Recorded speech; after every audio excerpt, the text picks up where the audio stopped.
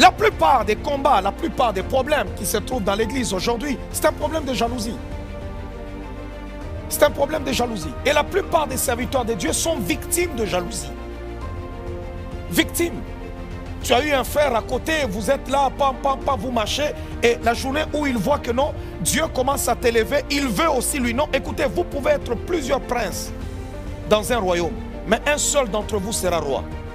Et il y en a avec qui vous avez commencé, vous pouvez commencer tous ensemble dans une église, vous pouvez commencer à prier ensemble, mais tous vous ne deviendrez pas des pasteurs. Vous ne serez pas tous des pasteurs.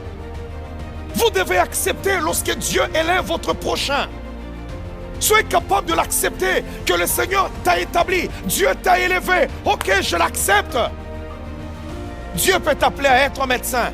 Il appelle l'autre à être un pasteur. L'autre à être un grand artiste. À l'autre, le Seigneur peut lui confier, je ne sais pas, il est, je ne sais pas, avocat. À l'autre, le Seigneur peut faire de lui un footballeur. À l'autre, je ne sais pas, faire ceci, cela, un athlète de grand renom. Chacun dans son domaine. Mais cependant, le jaloux ne voit jamais ce qu'il possède. Il voit seulement ce qui est dans la main de l'autre. Un jaloux voudra tout détruire sur son passage. Un jaloux voudra tout détruire. Qu'on le rate tous. Ok, il fait ça à cause que l'église a grandi. Alors je vais faire un désordre sur l'église. Il n'y aura plus rien et sa vie sera détruite. C'est ça la jalousie. Et vous allez voir les gens en train de suivre certaines personnes. La plupart des gens qui font quitter les autres dans les églises, ils n'ont même pas où les amener. Tu trouves une personne qui t'incite à quitter une église, mais il n'a pas où t'amener. Je vous pose seulement la question. Regardez même très bien. Regardez ce matin, je suis habillé dans ma veste et ainsi de suite, tout ça. Regardez comment est-ce que quand l'ennemi veut te parler, il va tout simplement essayer de taper sur la jalousie. Si dans ton cœur il y a la jalousie, et c'est cette racine qui va l'utiliser, il va te dire, regarde, regardez vos pasteurs là, regarde comment il est habillé. Hein? C'est votre argent là qu'il prend, c'est votre argent. Or, en réalité, pose-toi la question, combien d'argent toi tu donnes? Combien toi tu donnes?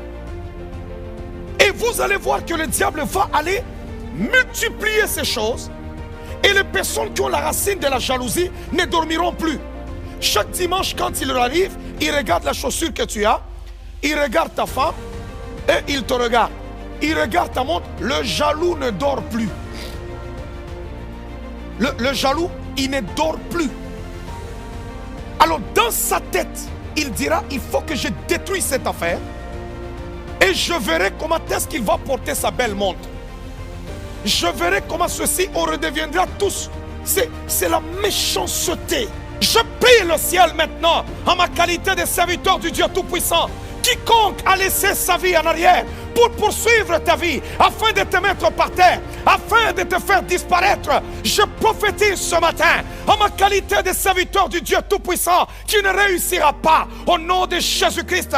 Je le déclare ce matin, qui ne réussira pas, au nom de Jésus-Christ, parce que ton Dieu te préservera, ton Dieu te gardera. Il est écrit qu'il ne permettra pas que ton pied ne se heurte contre une pierre. Ils vous feront la guerre, mais ils ne vous vaincront point. C'est la parole et la promesse de Dieu.